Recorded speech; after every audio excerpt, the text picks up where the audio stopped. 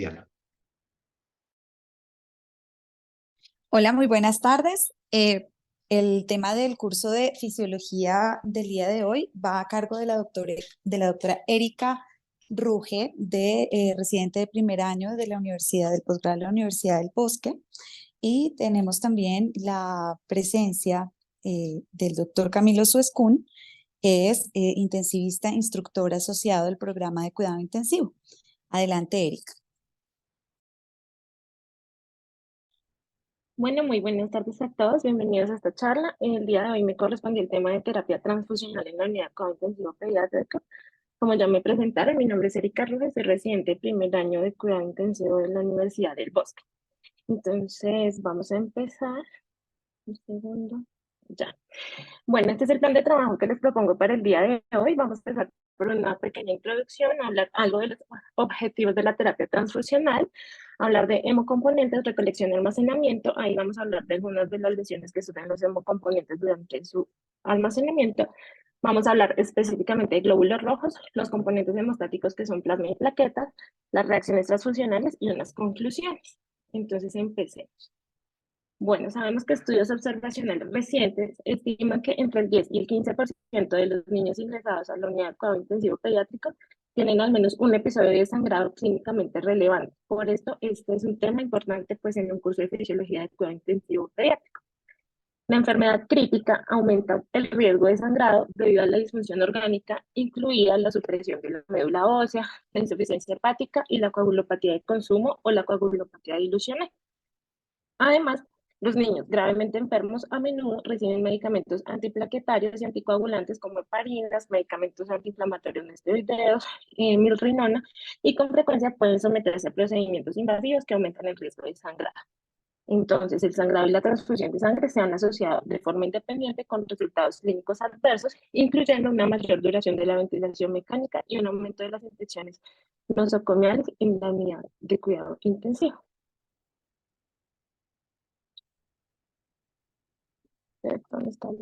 Bueno, como consecuencia, entonces tenemos que los glóbulos rojos estarían indicados para el tratamiento de la pérdida de sangre y la anemia aguda o crónica con el fin de aumentar los niveles de hemoglobina y restaurar la capacidad de carga de oxígeno y pues asegurar una adecuada perfusión tisular. De igual forma, las transfusiones de plaquetas y de plasma se administran usualmente en la unidad de cuidado intensivo cuando se presenta o se espera un sangrado clínicamente significativo o para prevenir complicaciones hemorrágicas secundarias. La transfusión de estos componentes sanguíneos no solo puede ser eficaz, sino también podría ser lesiva. Tenemos que evaluar ambas condiciones para la prevención y tratamiento del sangrado, y a veces podrían asociarse un mayor riesgo de morbilidad y mortalidad, incluyendo muchas reacciones como contaminación bacteriana, lesión pulmonar aguda relacionada con la transfusión, sobrecarga circulatoria o incluso respuestas inmunomediadas como la aloinmunización. Entonces, vamos a empezar la fisiología a partir de los glóbulos rojos. Entonces, tenemos que las dos indicaciones más comunes dadas para la transfusión de glóbulos rojos son una baja concentración de hemoglobina y mejorar el suministro de oxígeno, aumentando el contenido arterial de oxígeno. Se entiende pues entonces que la anemia disminuye la capacidad de carga de oxígeno a la sangre y por lo tanto la entrega del oxígeno a los tejidos. Siguiendo esta lógica, el aumento del suministro de oxígeno tisular con una transfusión de glóbulos rojos parecería ser apropiada. Sabemos que la entrega de oxígeno o de O2 es el producto, voy a poner el puntero, discúlpenme, es el producto del gasto cardíaco y el contenido arterial de oxígeno. Y este contenido está en función de la saturación de la hemoglobina, la concentración de la hemoglobina y la capacidad de carga de hemoglobina en la sangre, además de la cantidad de oxígeno disuelto pues, en la sangre arterial. Uno esperaría entonces que una transfusión previniera la hipoxia tisular y la falla orgánica secundaria a la anemia. Pero tenemos que tener en cuenta que la entrega de oxígeno por glóbulos rojos transfundidos no es igual a la entrega de los glóbulos rojos nativos. ¿Por qué? Porque tenemos que la extracción de oxígeno de la sangre y el consumo de oxígeno celular y su uso no tienen un aumento que es absolutamente fiable posterior a la transfusión. ¿Por qué? Porque los glóbulos rojos almacenados tienen unas alteraciones en sus propiedades reológicas que incluyen deformabilidad reducida, aumento de la adherencia y agregabilidad, y además tienen un compromiso de sus perfiles biofísicos, en los que están bajos niveles de 2,3-difosfoglicerato y bajos niveles de ATP, que aumentan su afinidad por el oxígeno y perjudican la liberación de oxígeno a los tejidos. Entonces, en una revisión que se realizó en 2004 para adultos de 18 estudios clínicos, adultos que estaban en la UCI, críticamente enfermos, se examinó los efectos de la transfusión de glóbulos rojos en la entrega y el consumo de oxígeno y se encontró que, aunque teníamos un aumento en el contenido arterial de oxígeno en todos los estudios, este aumento en el contenido arterial de oxígeno no se representó como tal en un aumento en la entrega de oxígeno, ya que esta solo aumentó en 14 de los 18 estudios, o sea, en un 77%. Y el consumo de oxígeno solamente aumentó en 5 de los 18 estudios, lo que representaría un 27%. ¿Cómo midieron eso? Entonces, se dieron cuenta que, pese a que la transfusión de glóbulos rojos en estos adultos enfermos aumentaba el consumo de oxígeno calculado mediante la ecuación de Fick, no aumentó la utilización de ese oxígeno cuando lo midieron mediante la calorimetría indirecta, que era una medida pues más válida. Se dieron cuenta que el cálculo inverso del principio de Fick, del consumo de oxígeno podría ser impreciso, ya que es un indicador del consumo total de oxígeno del cuerpo, a diferencia del consumo de oxígeno regional, que podrían medirlo directamente con la calorimetría indirecta. Entonces, como resultado, dijeron que por lo menos se sugería a través de estos estudios que la transfusión de glóbulos rojos halogénicos almacenados no aumentaba de una forma directamente proporcional la disponibilidad de oxígeno a los tejidos. Entonces, tenemos que una concentración óptima de hemoglobina es aquella en la que obtenemos el mayor suministro de oxígeno a menor consumo de energía, para lo cual vamos a tener en cuenta dos panoramas. Y es que el aumento en las concentraciones de hemoglobina tiene unos efectos a nivel de la fisiología cardiovascular y circulatoria y en general con respecto a todos los órganos, pero vamos a ver que va a generar un aumento en la viscosidad de la sangre, una disminución de la perfusión microvascular, un aumento en la resistencia vascular sistémica y resistencia vascular pulmonar, con la consecuencia del aumento de las poscargas del ventrículo izquierdo y derecho respectivamente. Vamos a ver que hay un aumento en el consumo miocárdico de oxígeno, un aumento de la presión de la aurícula derecha con un reflejo simpático que disminuye la frecuencia cardíaca y el gasto cardíaco, y finalmente una sobrecarga hídrica y un aumento en el trabajo cardíaco, por lo cual sabemos que la anemia también es de cierta forma tiene medidas adaptativas con las cuales pues el organismo mantiene la hemostasia y la fisiología pues adecuada. Sin embargo, si la anemia es aguda, entonces sí vamos a tener otro tipo de repercusiones, como una hipoxia tisular por disminución de la capacidad de carga de oxígeno y una disminución del gasto cardíaco por disminución de la precarga. También vamos a tener un aumento del flujo sanguíneo regional gracias a la capacidad de vasodilatación periférica, que nos va a llevar a un aumento de la extracción de CO2, pero sabemos que la capacidad vasodilatadora es limitada y que finalmente el miocardio, intentando compensar ese gasto cardíaco en una circulación vasodilatada a expensas de frecuencia cardíaca, va a tener una disfunción miocárdica, que es lo que llamaríamos el corpo pulmonar. En este panorama de la fisiología de la anemia aguda es donde nosotros vemos mejores resultados de las transfusiones de glóbulos rojos, por lo cual siempre que vayamos a tomar la decisión de utilizar un hemocomponente, en este caso específico los glóbulos rojos, debemos evaluar el escenario clínico del paciente, la condición de estabilidad y en el panorama en el que nos estamos enfrentando. Ya con respecto a la recolección y el procesamiento, entonces les voy a contar como rápidamente que el reclutamiento de donantes es una decisión altruista y no remunerada. En cada país existen entes reguladores, que para Colombia es el Instituto Nacional de Salud, que regula los bancos de sangre de todo el país, con unos lineamientos muy específicos y realmente muy estrictos. La recolección de sangre entonces se hace a partir de sangre entera o puede ser con solamente por hemocomponentes a través de la féresis, y en el escenario de la sangre entera, entonces vamos a hacer recolecciones de 450 a 500 mil mililitros que se someten a centrifugación. Entonces tenemos dos métodos, que es el método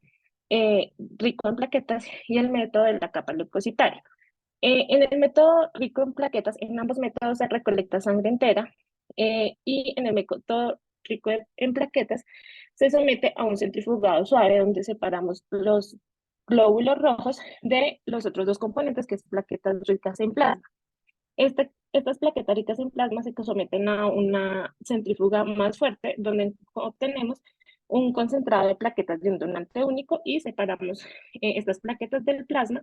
que se llevan a un proceso de congelamiento, obteniendo el plasma fresco congelado y mediante descongelamiento y recongelamiento obtenemos los crioprecipitados y el plasma pobre crioprecipitado.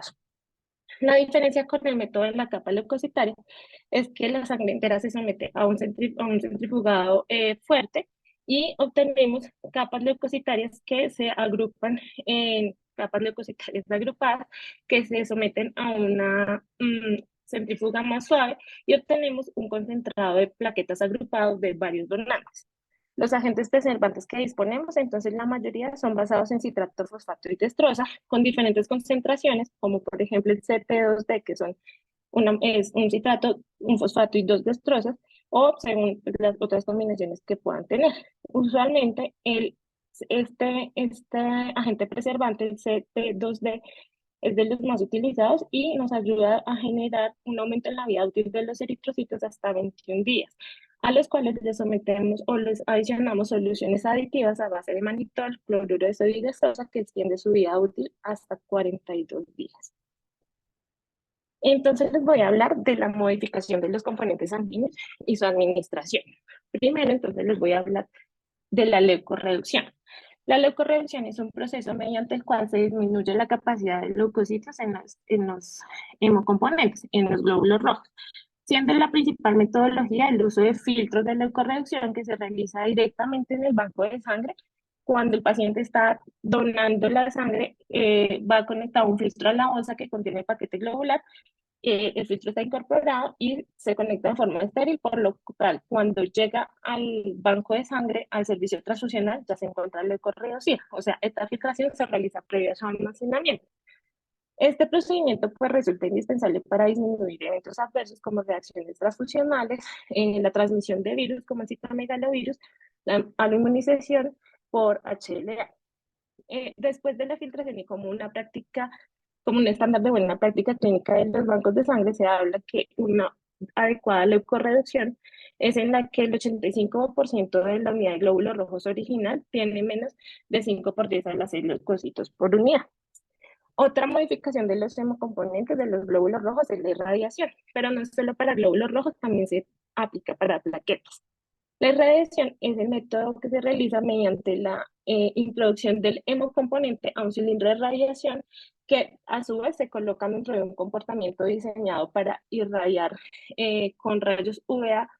los hemocomponentes con el fin de inactivar los linfocitos T. ¿Qué hace? Hace un daño del DNA del linfocito T, lo que impide la replicación. Y la irradiación sí es un procedimiento que se realiza previo al uso del hemocomponente. Sus indicaciones principales son pacientes con inmunodeficiencias congénitas, inmunodeficiencias adquiridas, pacientes con trasplante de médula ósea, pues vayan a ser sometidos o que ya estén trasplantados.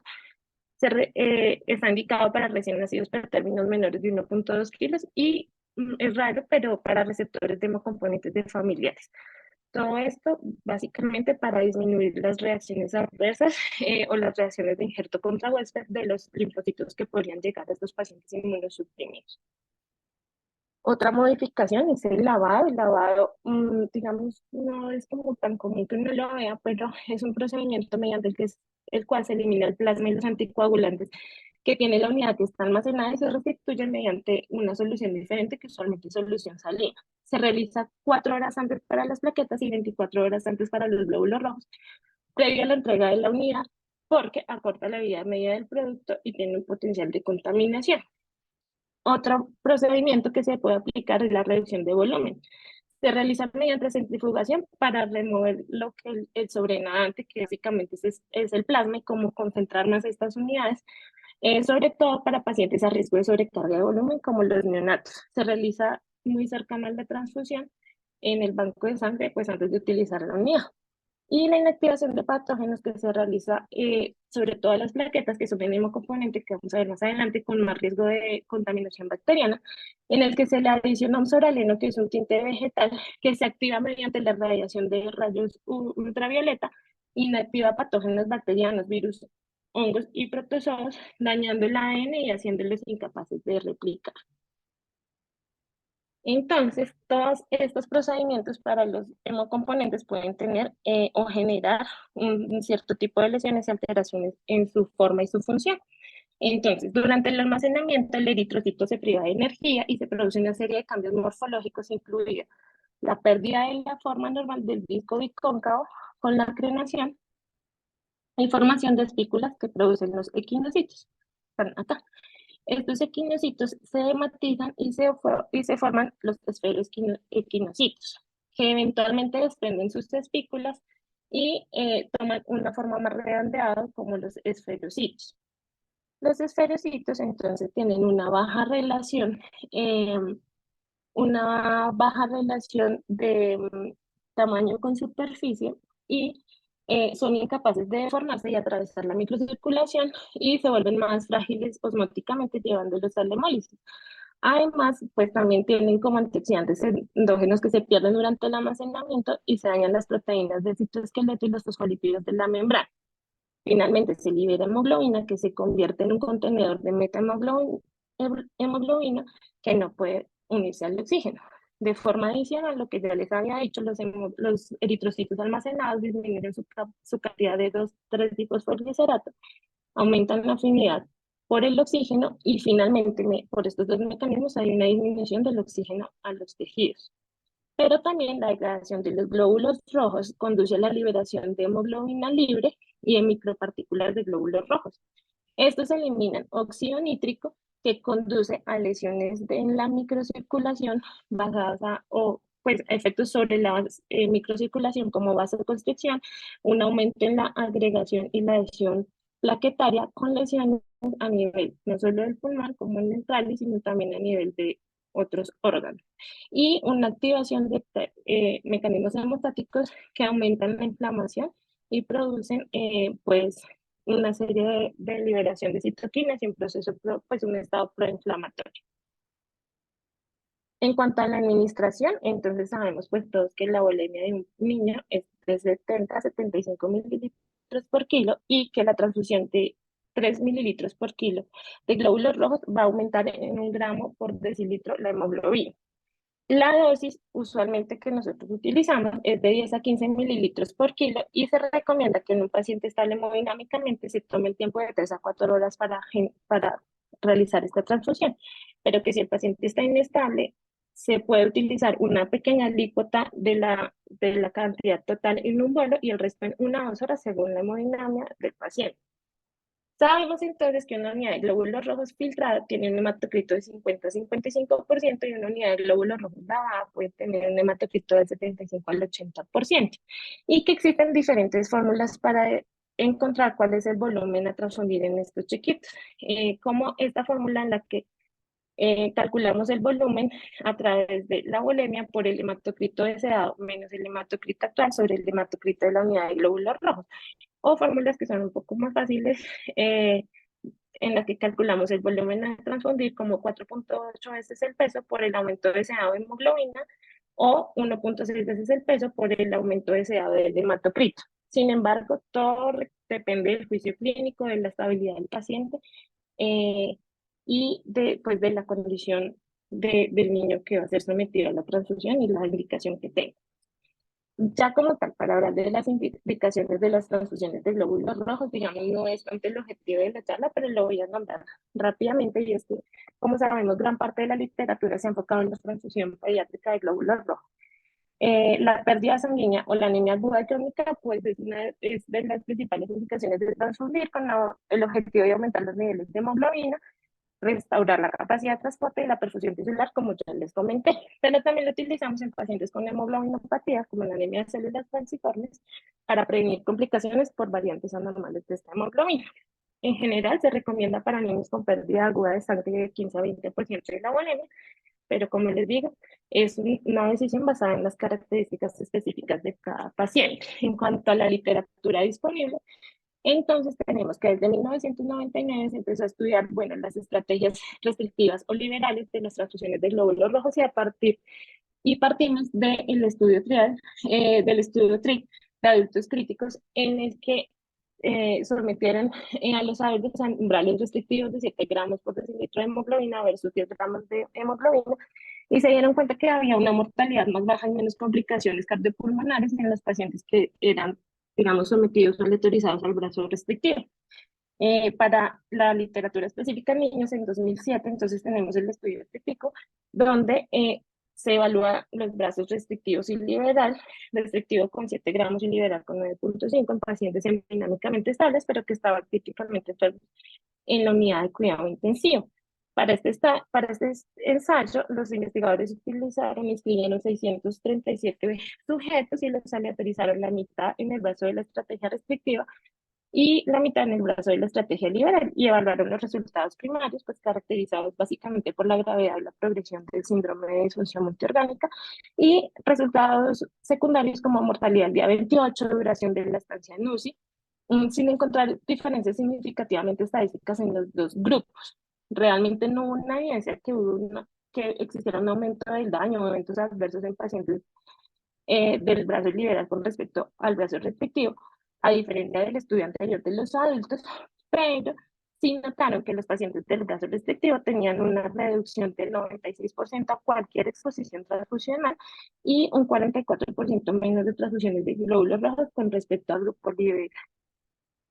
Para 2016, el Comité Británico de Estándares de Hematología publicó una actualización de sus directrices, en la que se recomendaban umbrales de 7 gramos por decilitro para pacientes en UCI que estuvieran estables y no tuvieran cardiopatía sangrante, o pues para pacientes perioperatorios sometidos a cirugía no cardíaca, y de 7 a 8 para pacientes oncológicos y pacientes que tuvieran trasplante de médula ósea. Siempre recomendando minimizar la transfusión de volúmenes, minimizar los volúmenes a transfundir con objetivo de aumentar máximo la hemoglobina meta a 2 gramos por decilitro, un aumento máximo de 2 gramos por decilitro. Ya para 2018, que es como la última evidencia o iniciativa de expertos disponible, se publicó la iniciativa de experiencia en transfusión y anemia de cuidado crítico pediátrico, que conocemos como TAXI, donde se publicaron directrices de transfusión de glóbulos rojos basadas en la evidencia disponible para 8 categorías: insuficiencia respiratoria aguda, choque hemorrágico y hemorrágico, sangrado no amenazante de la vida, trauma craneoencefálico, enfermedad cardíaca congénita o adquirida, anemia de células falciformes y enfermedades oncológicas. Y también dieron recomendaciones para terapia de reemplazo renal. En general recomendaban como mínimo una estrategia restrictiva de 5 y máximo 7 gramos por decilitro para pacientes que estuvieran hemodinámicamente estables con objetivos de hemoglobina post-transfusión de 7 a 9,5. Dieron estas recomendaciones para ciertos subgrupos donde se recomendaban umbrales de hemoglobina para pacientes con lesión cerebral aguda de 7 a 10 gramos por decilitro, de 7 a 8 para pacientes oncológicos o con trasplante de médula ósea, 9 como umbral máximo para aquellos con un defecto cardíaco no corregido o pacientes con fisiología univentricular, y hicieron algunas recomendaciones para los pacientes con sangrado potencialmente normal en cuanto a transfusión masiva, con transfusiones empíricas de glóbulos rojos, plasma y plaquetas en proporciones de 1:1:1 o 2:1:1 para la reanimación, pues independiente de los niveles del laboratorio. Estas son las recomendaciones para pacientes con cardiopatía congénita también de la misma iniciativa TAXI. Lo que principalmente recomiendan es optimizar el suministro de oxígeno, no solamente pensando en la transfusión o dejándola como último recurso. Considerando el riesgo y el beneficio de las transfusiones, dijeron en estas recomendaciones que no había evidencia de que mejorara la función miocárdica con hemoglobinas mayores a 10. Igualmente, para cardiopatías corregidas, no corregidas que estuvieran estables, recomendaban hemoglobinas de 7 a 9 dependiendo de la reserva cardiopulmonar del paciente hablaban pues del manejo intraoperatorio mediante procedimientos donde se minimizaran los sangrados, pero pues dependía más de la técnica quirúrgica de las habilidades del cirujano. En general, para pacientes con fisiología univentricular en los diferentes estados de paliación, recomendaban transfundir solo si la hemoglobina estaba por debajo de 9 y para pacientes biventriculares recomendaban estrategias con hemoglobinas mayores a 7. O sea, solo transfundir por debajo de 7. Finalmente, eso es como la última guía de 2023 de Blood. Realmente es una guía, no es consenso de expertos, se basa mucho en la anterior y habla para adultos y para niños, pero en su pequeña parte de niños pues nos muestra como los estudios en los que han evidenciado que las estrategias restrictivas tienen un RR menor para desenlaces como exposición a transfusión, mortalidad al día 30 y mortalidad al día 30 para subgrupos de cardiopatía congénita. Recomiendan que para niños que estén hemodinámicamente estables se mantenga la estrategia restrictiva de 7 gramos por decilitro versus la de 9.5. Y en cardiopatía congénita igualmente la recomendación es 7 gramos por decilitro si es un paciente biventricular o 9 gramos para cualquier estadio de paliación univentricular. Y de 7 a 9 si la cardiopatía pues no está corregida, pero pues el paciente está estable. Esta es como la evidencia disponible sobre las indicaciones de glóbulos rojos. En cuanto a los componentes hemostáticos que son el plasma y las plaquetas, entonces tenemos que tener en cuenta que al prescribir transfusión de plasma plaquetas a los niños hay que considerar particularidades de la hemostasia de esta población. Y es que este autor y sus colaboradores desde 1987 empezaron a estudiar los factores de coagulación en los bebés prematuros y los bebés a término y encontraron que hay un rendimiento plasmático que es aproximadamente la mitad del nivel de los adultos y que estos valores aumentan con la edad y algunos, en particular el factor 7, no alcanzan los niveles de los adultos hasta los 16 años. Sin embargo, estas diferencias en los tiempos de coagulación de los niños con respecto a los adultos no implican que haya un aumento de riesgo de sangrado en la infancia, porque los anticoagulantes naturales, que son la proteína C y S, también están disminuidas al nacer. Por lo tanto, las medidas estándar de coagulación, como el PTT y el PTT activado, se pueden prolongar fisiológicamente en el bebé y en el niño sin ninguna correlación con el riesgo de sangrado. De forma similar, vieron aunque el conteo de plaquetas en el recién nacido es similar o a veces es más alto en los adultos, la función comparativamente de las plaquetas neonatales disminuyó con respecto a los adultos. Y también se dieron cuenta que los valores del tromboelastograma eran más cortos en recién nacidos y que se equiparaban más o menos al mes de edad con niveles más altos del factor de von Willebrand. Estas son como las diferencias principales del sistema de coagulación de niños que tenemos pues que tener en cuenta a la hora de considerar una transfusión de hemocomponente. En cuanto al almacenamiento y el tipo de unidades, entonces, pues, debido a las dificultades con la aglutinación de las plaquetas, la contaminación bacteriana y las condiciones de almacenamiento, hicieron que las transfusiones de plaquetas no estuvieran disponibles sino hasta 1960, excepto cuando utilizaban sangre entera fresca, y este desarrollo de la terapia transfusional fue gracias pues, a las guerras y a la necesidad de mantener los soldados vivos. Y fue el desarrollo pues, del plástico permeable al gas lo que permitió que las plaquetas se separaran de forma segura de la sangre entera y luego se almacenaran a temperatura ambiente de 20 a 24 grados centígrados durante un tiempo hasta de 5 días bajo agitación constante. Porque la vida útil de las plaquetas es más corta, pues se debe que al tiempo de que requieren estar almacenadas a temperatura ambiente, lo que aumenta pues el riesgo de crecimiento bacteriano, por lo cual después de los 5 días ya no son seguras para su uso. Tenemos entonces que un concentrado de plaquetas, el que les decía que era obtenido por el método de la capa leucocitaria y que es un concentrado de varios donantes, que es el cual era obtenido por un centrifugado suave que lo separaba de la sangre y después un centrifugado rápido que lo separaba del plasma, está suspendido en 50 mililitros de plasma y que un concentrado de estas plaquetas, cada unidad puede tener de 0.55 a 0.8 por 10 a la 11 plaquetas.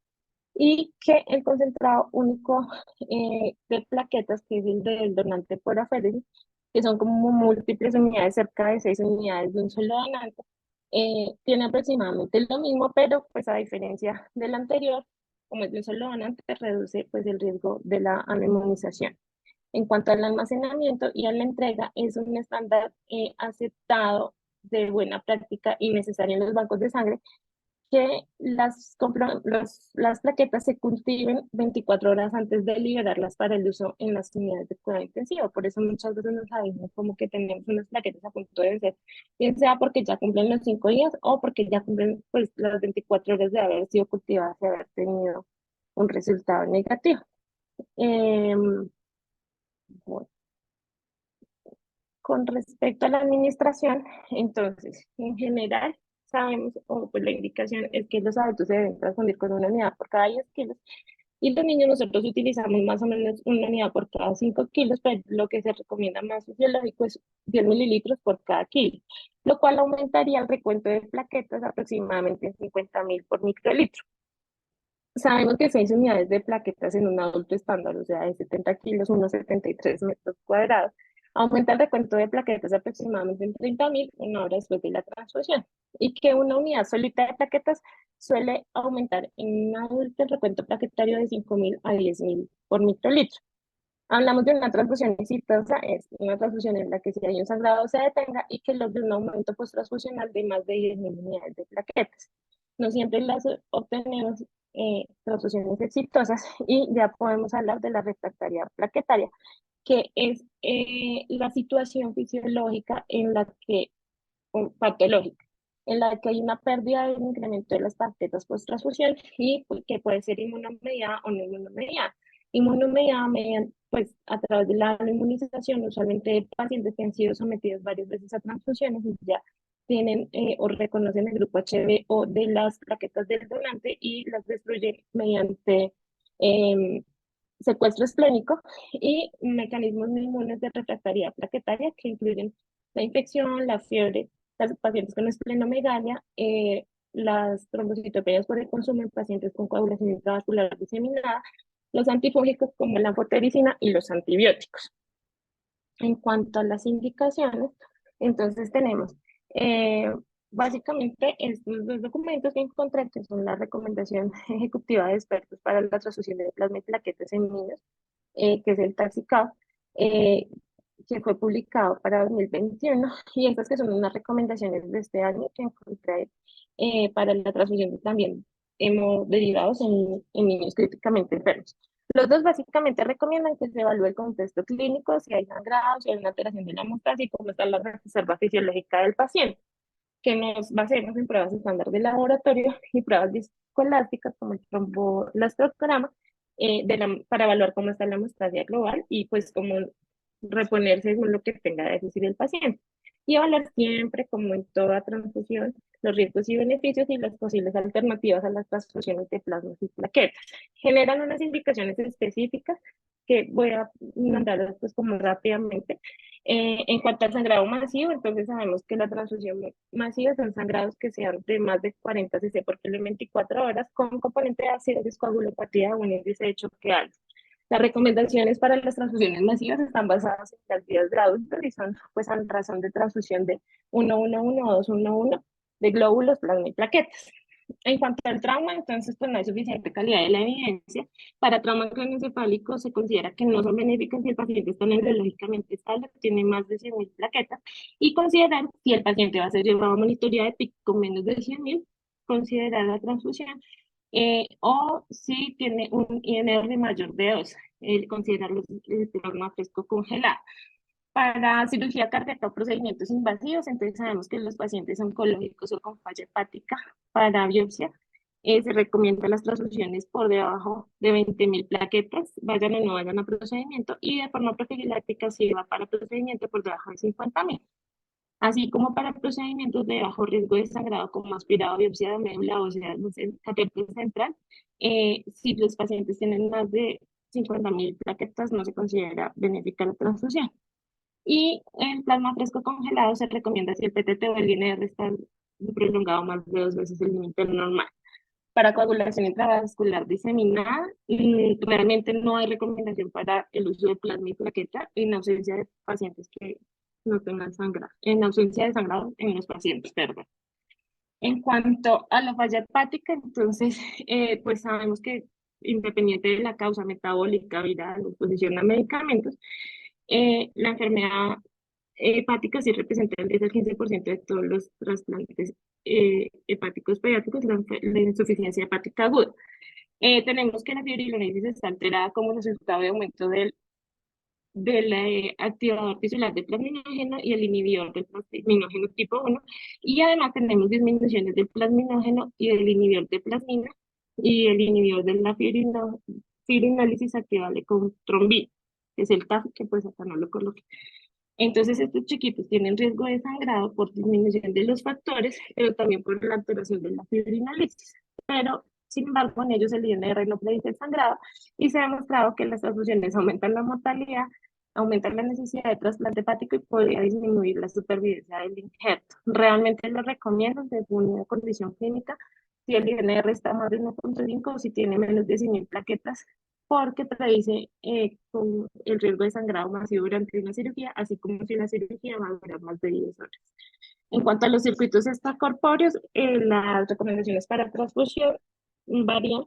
según el circuito extracorpóreo, la interfaz con el sistema circulatorio, el volumen sanguíneo y cómo está la hemostasia del paciente. Y sabemos que nos enfrentamos pues, a ciertos desafíos relacionados con el volumen adicional que requiere el circuito, con el riesgo consecuente de dilución severa, por lo cual las recomendaciones de transfusión en pacientes, por ejemplo, en ECMO, básicamente, depende de los protocolos específicos de la institución y el cirujano. Como resumen, entonces,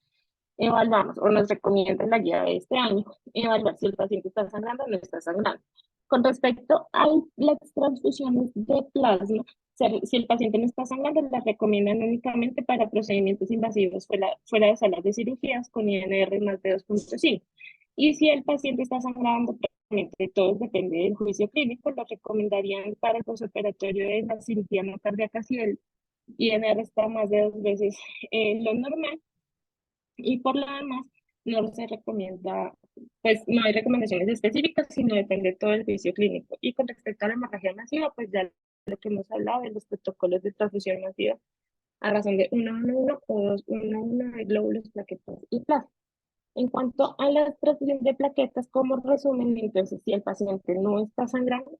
se recomienda solamente transfundir. Sí, después de una cirugía no cardíaca, el paciente tiene menos de 20.000 plaquetas o va a ir con menos de 20.000 plaquetas a un procedimiento invasivo por fuera de la sala de cirugía o debajo de 10.000 para pacientes oncológicos o con trasplante de médula ósea. Se recomienda por debajo de 100.000 si el paciente va a ir a colocarse un electrodo de monitoría de presión intracraniana y en sepsis solamente por debajo de 10.000. Y si el paciente está sangrando, igual todos a juicio clínico recomiendan con algún grado de evidencia por debajo de 50.000 en pacientes de posoperatorio cirujano cardíaco y por debajo de 50.000 para sepsis. Igual para la hemorragia masiva de lo que hemos hablado anteriormente. No olvidar que los hemoderivados también los podemos utilizar o los utilizamos frecuentemente en la unidad como la terapia transfusional sustitutiva. Esto es solo por nombrarlo para pacientes que son sometidos a terapias de reemplazo plasmático como pacientes con microangiopatías trombóticas o enfermedades inflamatorias desmielinizantes o enfermedades autoinmunes, según las recomendaciones, las guías de aféresis, en las cuales utilizamos para el recambio plasmático de estos pacientes que son sometidos a esta terapia. Y según la patología, en algunos podemos utilizar plasma con albúmina. Entonces, no olvidar que ese es otro tipo de terapia transfusional que podríamos enfrentarnos en la unidad de cuidado intensivo, que es un tema aparte, pero pues por nombrar. Con respecto a los crioprecipitados, entonces, recordar que los pacientes críticos pueden desarrollar deficiencia de fibrinógeno y la suplencia se recomienda en el escenario únicamente de sangrado si el fibrinógeno está por debajo de 150 con metas de 200 miligramos por decilitro. Se puede pues complementar con crioprecipitados, también con concentrados de proteína, pero pues la evidencia todavía es débil en pediatría, no hay aún algo como unas recomendaciones específicas. Y recordar que los crioprecipitados los recolectamos a partir de plasma fresco congelado que contiene una concentración más alta de fibrinógeno, pero también tienen factor 8, factor de von Willebrand y factor 13. Bueno, ya para nombrar algo con respecto a las reacciones transfusionales, entonces vamos a recordar que las reacciones transfusionales se dividen en las no infecciosas y las reacciones infecciosas transfusionales. Las no infecciosas, entonces las dividimos en las agudas y en las tardías si se presentan antes de 24 horas o después de 24 horas. Entonces, las reacciones transfusionales no infecciosas tempranas. Entonces tenemos las reacciones transfusionales hemolíticas agudas, que son aquellas que son más frecuentes, se presentan con glóbulos rojos de forma mayor, pero también la podemos presentar con plaquetas y se debe a la incompatibilidad HBO con pacientes que puedan no haber estado expuestos previamente a las transfusiones. Lo que se va a desarrollar es una hemólisis intravascular mediada por IgM, pacientes que van a presentarse con temperatura mayor a 38, escalofrío importante, hemoglobinuria, sangrado e hipotensión. Otro tipo de reacción transfusional es las reacciones transfusionales no febriles, hemolíticas, son un diagnóstico de exclusión y se debe ya es a la transfusión de citoquinas proinflamatorias del donante, o pues que van en la unidad del donante,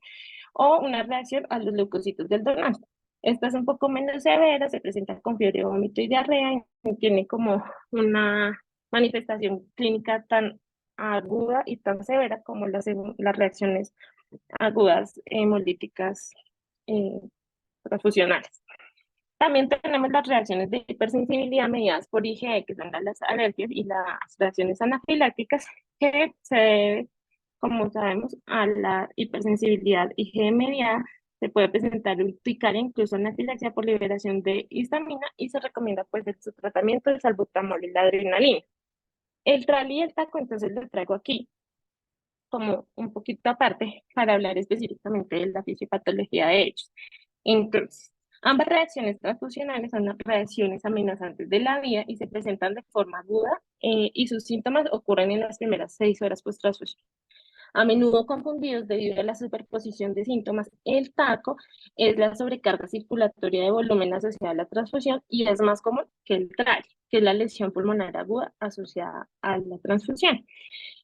Ambos pueden presentarse con hipoxia y disnea, y aunque la fisiología aún no está completamente clara, en ambos escenarios se plantea el modelo de los dos golpes. El taco se produce principalmente debido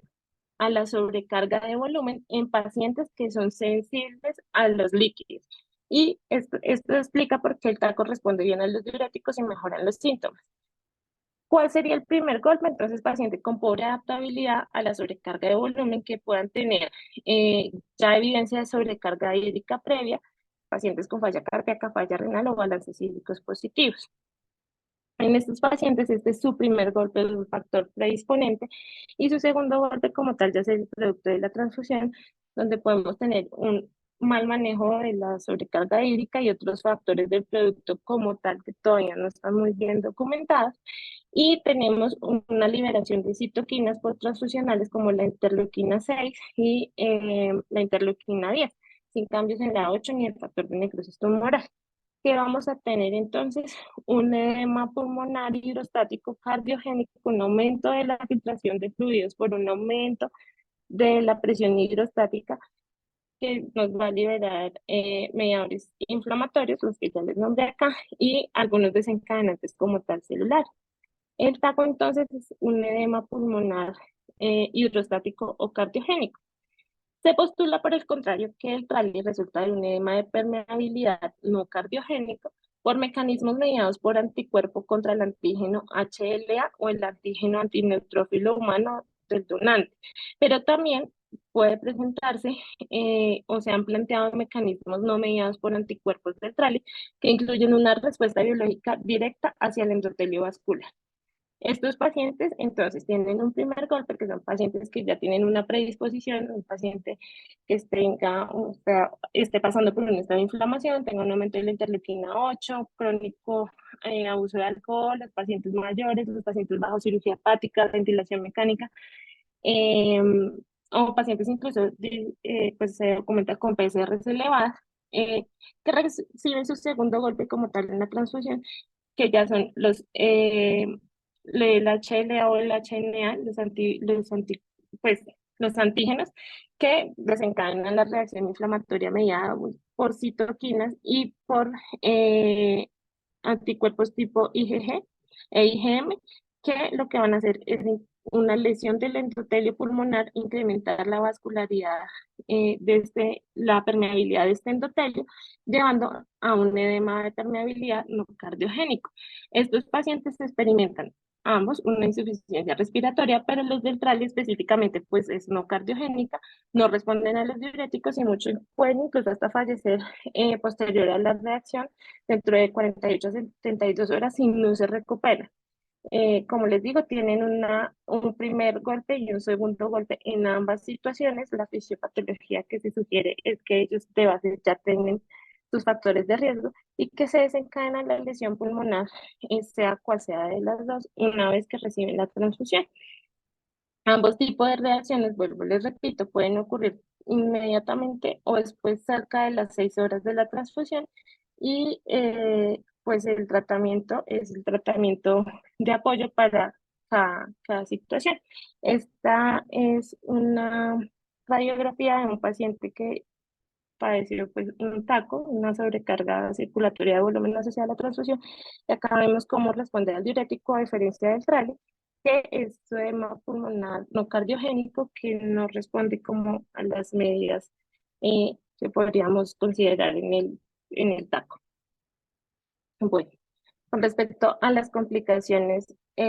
tardías de la transfusión, entonces son aquellas que se presentan mayor a 24 horas de las transfusiones. Tenemos las reacciones transfusionales hemolíticas tardías que tienen un inicio insidioso, es una hemólisis que ocurre más de 24 horas post transfusión, usualmente 3 a 10 días típicamente, y usualmente resulta pues de dos situaciones. Una, que hay una reemergencia de anticuerpos no HB, no ABO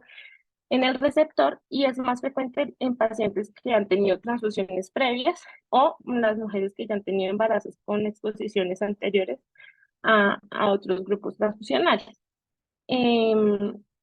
Lo cual genera una respuesta que se activa una vez que reciben la nueva transfusión, mediante respuestas mediadas por IgG con hemólisis intravascular, que como les digo puede tardar de 3 a 10 días, pero también presentan hemoglobinuria, fiebre, malestar general, y